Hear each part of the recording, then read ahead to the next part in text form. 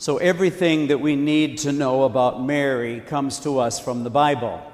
So since we're getting close to school, I thought it would be a good time for a test. Okay, so you have to answer these questions.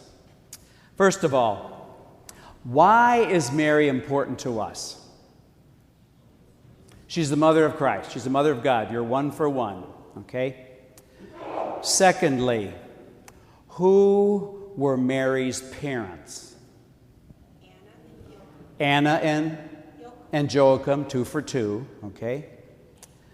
Who did Mary go to visit when she was pregnant? Elizabeth. You should get that one easy because we just had that 3 for 3, okay? Other than today's gospel, which gospel account do we hear the most out of Mary's mouth? And the clue is they were on vacation.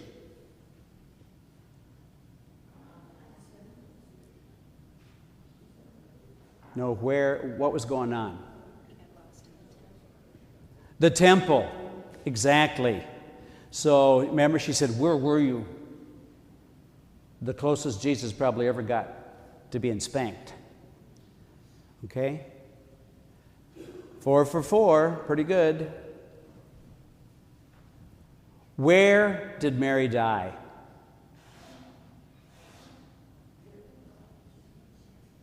Oh, she died, but where did she die?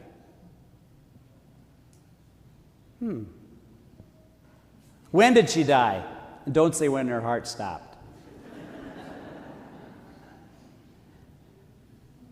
This is one of those times where a lot of times people say, well, where's that in the Bible? Well, this is one of those times that the Bible, by what it doesn't tell us, affirms something that we believe. Now think about it for a minute. At the time of the end of Mary's life, even if people didn't quite understand the whole thing that Jesus was the Son of God, Mary was pretty important because she had a pretty important son. So wouldn't you suppose that there would at least have been legends about where she died? Don't you suppose there would have been at least legends about where she would have been buried? Do we know when Jesus died? How old was he? 33. Where did he die? Yeah, Calvary. Was he buried? Do we have an idea where he was buried? Pretty close. We know nada about Mary. That's significant. That's significant. Because our faith tells us, our interpretation of that, is that because of Mary saying yes and her extraordinary role in the history of salvation, that she was assumed, body and soul, into heaven.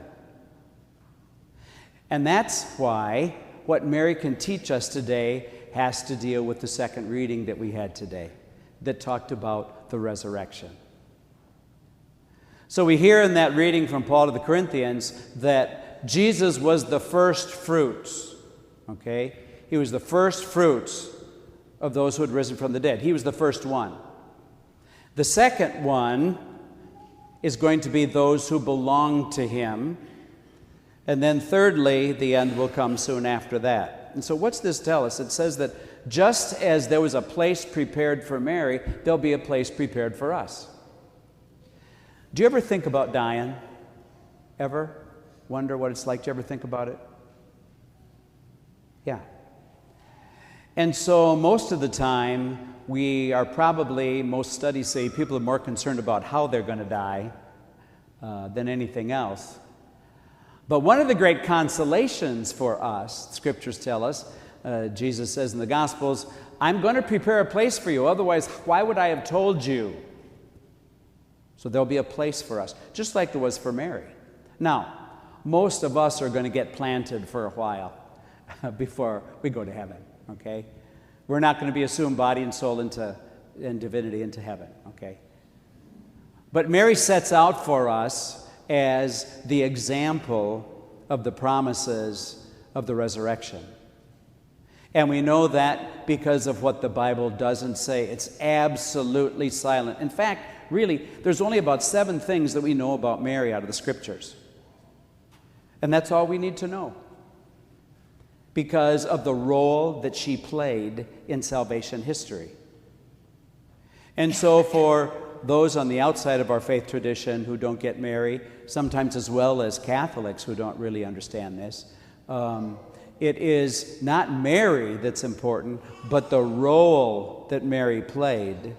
And because she said yes to that totally, because she was full of grace, she can be the model for us about saying yes to the struggles that you and I have in our own lives. We don't say it as perfectly as she did, but we're called to use her as an example. So the assumption for us today is a foretaste and promise. It's a confirmation of the resurrection that you and I will hope to share. And we hope to share that if we belong to Christ. Now, Christ never runs away from us. We're the ones who tend to take the detours and run away at times. And so that's why we look to Mary as that example. And so when she said, "Let it be done to me according to your word," she was saying a total yes. As we continue to celebrate the Assumption of the Blessed Virgin Mary today, we do that mindful that those same promises are held out to us. That Christ also has a plan for each of us, not quite as glorious as Mary's, but no less important. And that plan includes for us the promise of the resurrection, following Jesus, who is the first fruits, Mary, who is assumed body and soul into heaven.